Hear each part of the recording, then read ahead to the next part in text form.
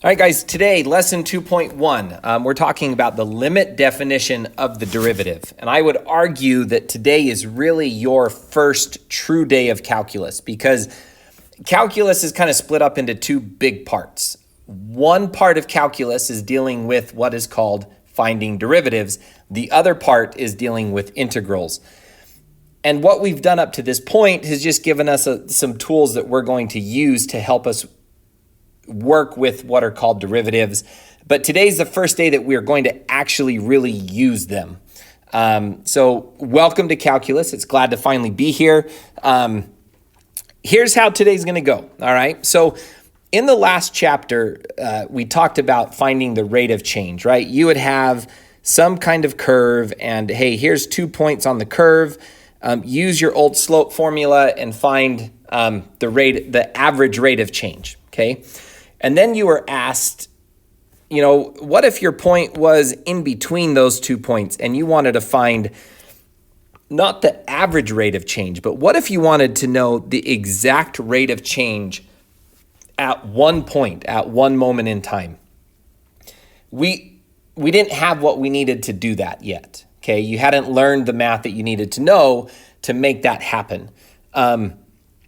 Because basically you're trying to find the slope between 2 points, but they're not 2 points. You're trying to find the slope at one specific point. And that's what we're going to learn how to do today. There's a process of differentiation, and that allows us to find an exact instantaneous rate of change. On any curve, you can find the slope at a specific point. You don't need 2 points to find an average slope. You are going to be able to use differentiation to find a slope at a specific point, okay? Now, obviously, in the other lesson, when there was like a line, the slope is always the same, okay? If it's going straight across, it's always 0. If it's 1 to 1, the slope is 1. If it's going down, it's going to be a negative slope. But at any point on that, the slope stays the same. Today, we are dealing with curves. You are going to have to be able to find the slope on a curve. And what's hard about the slope on a curve is the slope right at this point is different than the slope right at this point, which is different than the slope right at this point, because the line is curving. So my slope is changing every time my point moves any distance at all. So the slope of a curve, we're going to go through how we're going to find. I know there's a lot of information right here. For what I would like you to do is follow along with me if I can. There we go. Geez, Louise. We are going to do something a little bit different. We're going to I'm going to kind of build this formula for you. I want to walk you through how this is created and how this works. So I've got a function right here. This is actually the function of sine x cubed, okay? But for today, we're just going to call it f of x. I'm not really concerned with what this function is. It's just an example of a function. So in the past, to find the slope, let's say you had a point right here, and we're going to call this point point A. And over to the side, that means that this right here would be called f of A, right? That's my y value at A. And then in 9th grade, they said, okay, hey, here's another point right here. Let's call that point B. That means that this is f of B, okay? So 9th grade, they wanted you to find, they would have you connect these 2 points. And let's see if that's not there we go. We're going to connect these 2 points, and that is called a secant line. A blast from the past right there, right? And so you would use the slope formula. You would say m represents slope most of the time, right? So m is equal to, you had this formula, y2 minus y1 over x2 minus x1. Well, in our case, the slope of this line, and I'm going to rewrite this. The slope of this secant line, okay? the slope of this secant line, instead of y2, that's f of b. Instead of y1, that's f of a in our example. And then my x2 and my x1 are b and a. So all I'm starting with my slope formula that you've used for the last 3 years of math. All right, maybe even a little bit longer if you got a head start. So I have a slope between these 2 points, but I want to change this formula just a little bit. I want to kind of start to introduce some new things, some new terms that are going to help us turn this formula into something in the world of calculus. All right. The first thing I'm going to do is, instead of erasing things, I'm going to cross out A and I'm going to relabel this point X. Okay, nothing's special. And that means this point right here, f of A, is going to become f of X. So all I'm doing is relabeling things. All right. Now, the next thing I want to do is, between what is now X and B, there's this distance right here, okay? There's this distance between X and B. And that distance, I'm gonna actually label that distance. Whatever that distance is, I'm gonna label that with this symbol right here. And what that symbol means is change in X. So if I started at X and then I went the distance, that's how much my X has changed between X and B, all right? So what that means is B, I can rewrite B as X plus change in X. Because I took my X value where I started and then I added how much I changed it, and that's my new label for B, which means this becomes f of X plus change in X, all right? Now this right here, this isn't something I expect you to memorize, but I want you to see where the formula you're going to use for the next couple of lessons came from, all right? So far, I'm just relabeling things. Let's continue with that. I want to relabel my secant formula, all right? So my secant formula, m secant, instead of f of b, that's now f of X plus change in X. And instead of f of A, we relabeled that, called it f of X. All right. On the bottom, instead of B, that is an X plus a change in X. And then I'm going to minus what used to be A, and that's now X. So again, I haven't changed anything. I've just changed the labels. All right. So once we clean this up a little bit, if you notice on the bottom, I have an X plus a change in X minus another X. So if I wanted to clean this up a little bit, and I'm going to rewrite it over here, the slope of my secant line is now, the top didn't change at all. It's still f of X plus change in X minus f of X. And on the bottom, though, all that's left is a change in X. So I went from 4 numbers down to 3, right? I went from y2, y1, x2, x1. Now I've only got 3 things. Same formula. Now here's where I'm going to start playing with calculus, and here's where we're going to really play with the things that you learned in chapter 1, okay? Right now I have an issue. Right now I am trying to find the slope at one point. Right now, my formula is giving me the average slope between these 2 points. And that might be a good approximation, but it's not. I don't want an approximation. I want the slope at this point, not an approximate slope between 2 points. I want the slope at one point. And here's what we're going to use from the last chapter, okay? So here's just a little diagram. I've got my point A, which is kind of like this is the same function. I've got A, I've got B. So I've got 2 points. And right now, this blue line that you see is the secant line. Now, here's what I would like to do. Here's the calculus magic that I want to do. I want to take that B, and I want to move it closer and closer and closer to A. Because if you notice, look at how right now my secant line, the slope is kind of an approximate, but it's not anywhere near exactly what I want, because I want the slope at A. But as I move closer and closer to A, look at what happens to my secant line. My secant line more and more and more looks like it's becoming an actual tangent line. In fact, if I take that distance that I'm changing and I change that distance to be 0 so that they're on top of each other, now I have a tangent line.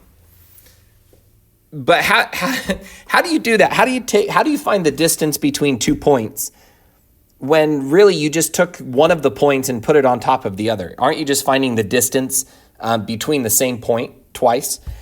So here's what we're going to use, is we're going to use limits, because here's the cool part of all of this. What I'm trying to do, what I just showed you in that little image there, is I'm trying to take that change in x, and I want to make that change in x really, really small. Okay, I want to take that change in x and I want to make that so small that it actually is 0. I don't want there to be any distance between my 2 points. I want that distance to become 0. So what I'm going to write is my limit. I want my change in x to become 0. I want to shrink that down so much. I want it to become 0. My function is going to stay the same. X plus change in x minus f of x all over change in x. And now you have a formula to find the slope at one specific point on a function. Not the slope between 2 points. You can find the instantaneous rate of change at a single point using this formula. There's another version of it that we're going to use a lot. Because I'm lazy, I don't like writing the little triangle in x, the change in x. So we're going to call that h. And this is going to become x plus h, and this is still minus f of x, all over h. Okay, same formula, different letters. You're going to see a lot of versions of this today. Okay, so that right there, that's how we took a slope formula for 2 different points, and we turned it into a formula that we're gonna take those 2 different points and we're gonna smush them together so that now they're right on top of each other. Okay, and that's the formula that we're going to use to do it. So we talked about all this. That's what we just discussed. Couple of notes before we actually start to use this formula. Okay, first of all, there's your formula. There's another version of your formula, right? So the slope of the tangent line is my limit, is my change in x goes to 0. We just saw that. Now, the slope of a tangent line, that formula that we just came up with, I'm just reading right here now. The slope of that tangent line, that formula gives us what we call the derivative. And you are going to get so sick of that word because that is what we're going to be using up until Christmas, all right? That formula gives us what is called the derivative. Now, the most common symbol that you're going to see to represent the derivative, you're not going to see this m tangent. You will sometimes. But what we usually see is this right here. And the way that you say that out loud is f prime of x. That's what that means, f prime of x. You might see some other notations, and I put them in this little box here. F prime of x equals y prime, which equals dy dx, which equals d dx of f of x, which equals the slope of the tangent, which equals those 2 formulas we came up with a few minutes ago. All of those mean the same thing, okay? This derivative, this thing that you're going to come up with is going to be a formula, and you can use that derivative to find the slope at any place you want on your function, not just one specific point. It can help you find the derivative, or it can help you find the slope at any point you want on the function, okay? Some functions don't have a derivative. Like if my function looked something like this, then what the problem is right here, my tangent line is straight up and down. That has no slope. It doesn't exist. So this function at that point would not have a derivative, okay? Differentiation, right here, is the process, is what we call it when we are finding a derivative. So if it asks you to differentiate, or if I say, all right, let's differentiate, I'm saying let's find the derivative of this function, okay? A derivative exists at a point on a curve. The function is said to be differentiable. So if the derivative exists, another word that you're going to hear is differentiable. If it exists, then it's differentiable. All right, enough blah, blah, blah. Let's actually do some math here, okay? So example, f of x equals x squared plus 2. It wants me to find f prime of x. Well, you have a formula for that.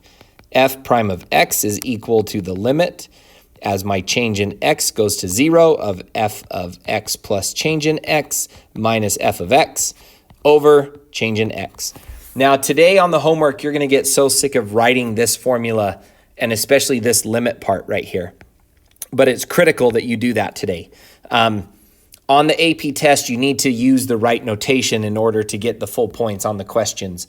So as I go through these examples, I need you to do what I'm doing on the example on all of the homework questions to show every step and use the right notation, all right? I know you're gonna get sick of it. I don't care, you have to do it. So f prime of x equals the limit as change in x goes to 0. Now what this means right here, f of x plus change in x, that means it wants me to plug x plus change in x anywhere that I see an x value. So in my formula, I have an x right here, but instead of x, I need to put x plus change in x squared plus 2. And then I'm going to do this part, minus f of x. So I get minus f of x is just x squared plus 2. It's just my function, right? And then on the bottom, I just have change in x. So I took my f of x, my function it gave me, and I plugged it into my formula, which is weird, right? You're taking a function and you're plugging it into a formula. You're not plugging, anyway, I know, it sounds weird. All right, let's simplify things a little bit. The limit, and here's where I need you, this equals the limit as change in x goes to 0. You are going to write this on every single line. I need to simplify things because you know how to find limits. We've been doing that for a whole chapter. Right now, I can't just plug in 0 where change of x is because then I have a 0 on the denominator and that's a bad thing. So I need to do some things to try to make that go away. So let's start by expanding out the top and just rewriting things. So the first thing I'm going to do is FOIL the x plus change in x squared. So that becomes x squared plus 2x change in x's plus my change in x squared. If you need to do that by hand and write it out, go ahead, but that's what it does come to. Plus 2, and then I'm going to distribute this negative. So I'm going to get minus x squared minus 2, and on the bottom, change in x. Okay, I've got a couple of things I notice. I have an x squared. I also have a minus x squared. I also have a minus 2 and a plus 2. So those are all going to cancel out. So I'm going to rewrite equals limit as change in x goes to 0. And I know what's going to happen. You're not going to want to write this part. You're going to want to just keep writing the function, and then you're going to do it on the AP test, and you're going to lose points because you left out part of the notation. You need to write that every step. Again, it's not fun, but you need to get in the habit of doing it. So I'm left with a 2x change in x plus change in x squared. Everything else cancels on the top, and on the bottom, I have a change in x, which is really nice because this change in x will cancel that change in x, and it will also cancel one of the squares. So let's rewrite. Limit as my change in x goes to 0. I'm left with a 2x plus change in x. Both of them on top didn't cancel, but one of them did. And here's what is so awesome about this formula. Everything canceled out, things went away, and look at what I'm left with. 2x plus change in x. Now I can just actually take the limit. I don't have to write limit again because I'm going to plug 0 in now, and I get 2x plus 0, which just equals 2x. And the first couple of times you're going to feel like you did something wrong because you didn't get a number. Well, you're not supposed to get a number. You're getting a function. This function, remember, is called f prime of x. And what is so awesome about this function is it will give me the slope of any point I want of that function. Any number I want to plug in, any x value I can plug into this function, and I can know what the slope is on my original function. And that's pretty powerful to do. And that's what it wants me to do in part B. It says to use your answer from part A to find f prime of -3. So what that means is it wants me to take my f prime function, 2x, and it wants me to plug in -3. So f prime of -3 is equal to -6. Done. All right, let's try another one. Number 2. Of course it gives us square roots because that means, okay. It wants us to find y prime. Remember, y prime is the same thing as f prime of x, which is the same thing as my limit as x. This time, let's do, not x, what am I doing? The limit as h goes to 0 of f of x plus h minus f of x. See, I'm already getting lazy. Let's use that formula. Same idea, same formula, just written a little bit different way. So y prime is equal to my limit as h goes to 0.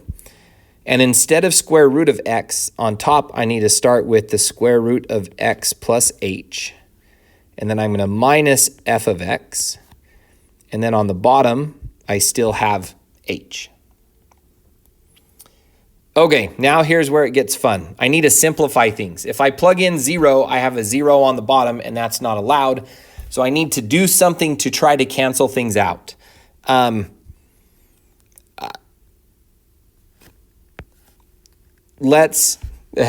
know you guys hate having to do this, but we're going to multiply by the conjugate of the top. I'm going to multiply by the square root of x plus h plus f of x. Why am I plugging in f of x? That's not f of x anymore. That is square root of x. We need to go back here. I'm trying to go too fast and I'm not paying attention. My f of x is square root of x. We're going to plug that in. All right, let's take our time and do things the right way. And if I multiply that on the top, that means I also have to multiply by the same thing on the bottom. Barf. Not fun to do, but it's how you take a limit. It's what you have to do. So all of this, my limit as h goes to 0. Okay, so on top, I'm going to have to FOIL these things out, right? So I'm going to do square root of x plus h times square root of x plus h. That just equals x plus h. All right, I don't mind that part. Then I have to do the square root of x plus h times the square root of x. So that becomes square root x plus h being multiplied together. All right, now I've got to do negative square root x times root x plus h. So minus root x times root x plus h.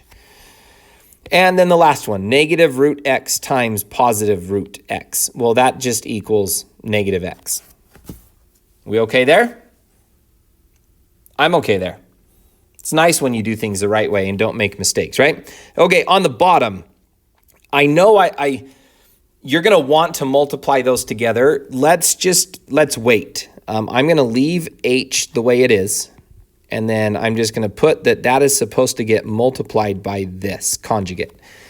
And this is, again, we talked about this earlier, but it's a habit you want to get into. Don't multiply things on the bottom yet, because remember, you're trying to cancel out that h, and if I multiply the h, now I'm getting it more stuck in other functions. So we're going to just leave it in that form. And now let's look for things that cancel, right? I've got an x right here. I have a minus x right there. Those are going to cancel out. This root x times root x plus h, and this negative root x times root x plus h, those are going to cancel each other out. This comes out to be really nice. So this is going to equal the limit as h goes to 0. All I'm left with on top is h. And on the bottom, I'm left with h times root x plus h plus root x. So my top went from being really huge to h. And my bottom now looks like I can cancel things out. I've got an h on top and an h on the bottom. So I can rewrite this, the limit as h goes to 0. I have to keep writing that because I have not taken the limit yet, is now the root of x plus h plus root x, because my h is canceled. Good news is, can I plug in the 0 now without creating an explosion in the universe? Yes, I can just plug in 0. So 1 on top. On the bottom, I get root x plus 0 plus root x. And that just becomes 1 over 2 root x's, right? Because that root x plus another root x, please don't tell me that that's x. That they're not being multiplied, they're being added together. So that's 2 root x's on the bottom, 1 on the top, and that's a pretty good looking function right there. It was messy to create it, but it looks really good now that we actually have it. One thing I want you to be really careful of, and I skipped over it really fast. When you plug in 0, I'm going to show you some work in orange that I see people do a lot. This step right here. Here's what I see a lot of people do. When they plug in the 0, I see them do this. 1 over the square root of 0 plus h plus the square root of 0. And they might not even do it on both. They might have done it correct. They might have the square root of x plus 0 plus the square root of 0. Sometimes you mix up, when you have more than one variable, what you're plugging in where. Just be really, really careful. You're plugging 0 in for h, but it's going to get mixed up sometimes, and you're going to forget. You're going to accidentally plug it in for an x. It's just a habit that you need to break. You need to make sure you're only plugging it in where the h's are, all right? So don't do that. Long story short, don't do bad math. Okay, this video is running to like an hour and a half now. So number 3, let's do one more. Do we want to do one more? Yeah, let's do one more, and then you can do the alternate form by yourself. It's not something that we use, this one right here. We don't do it very often. It's kind of a cool formula. It's just not one that we're going to use in this class very much. So let's do one more example though. Number 3, given y equals f of t, which equals 2 over t, find the derivative of y with respect to t. So this is written a little bit different. We're not finding the derivative with respect to x because we're not using x's, we're using t's. So the derivative dy dt is equal to f prime of t. Those mean the same thing. Okay, you could also say those equal t prime. No, that's going to be y prime.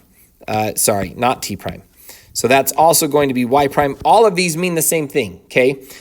What I want is my limit as h goes to 0 of f of x plus h minus f of x, all divided by h. So when I plug this in, my function is not a nice one. It's 2 over t. So I end up with the limit as h goes to 0 of 2 over x plus h minus 2 over, except we're not using x, are we? We're using t. Oh my sakes. T plus h, 2 over t. Variables really don't matter in the end, do they? It's the same variable. Some of us get in the habit of turning everything into x because why not? It doesn't matter. It's the same. It's just a variable, right? So, but we'll try to stay concise. So 2 over t plus h minus 2 over t. All of that is divided by h. I can't sub in the 0 yet because I have an h on the bottom. It's really messy. So how do we want to rewrite this? On the top, let's get those combined together. Let's get a common denominator. So the part on the left here, we're going to need to multiply by t. And the part on the right, we're going to have to multiply by t plus h on the top and the bottom. So that is going to become 2 times t over t plus h times t minus 2 times t plus h over t plus h multiplied by t, and all of that over h. Yuck. So that equals the limit as h goes to 0. Let's combine this. 2t minus 2t plus h. I better put parentheses there, right?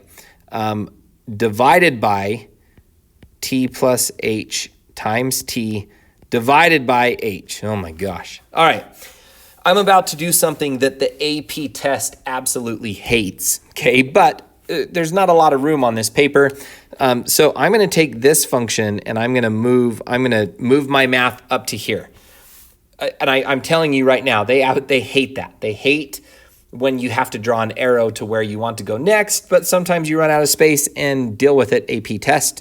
We need more room. So all of this equals the limit as h goes to 0. On top, I've got 2t minus 2t minus h over t plus h times t over h. This is nice because this and this cancel. So let's rewrite this. The limit as h goes to 0 of negative h over t plus h times t all over h. Oh my heck.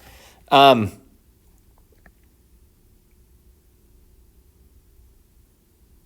feel like I'm missing something. Am I missing something? I am missing something. It's a 2 right here. See, guys, I need you in class helping me do this. There we go. There's my 2. So I have 2h on the top. I've got a fraction divided by another fraction. That's really actually easy to do because this h can just move right there. So this becomes the limit as h goes to 0 of negative 2h divided by h times t plus h times t, which means my h's are going to cancel.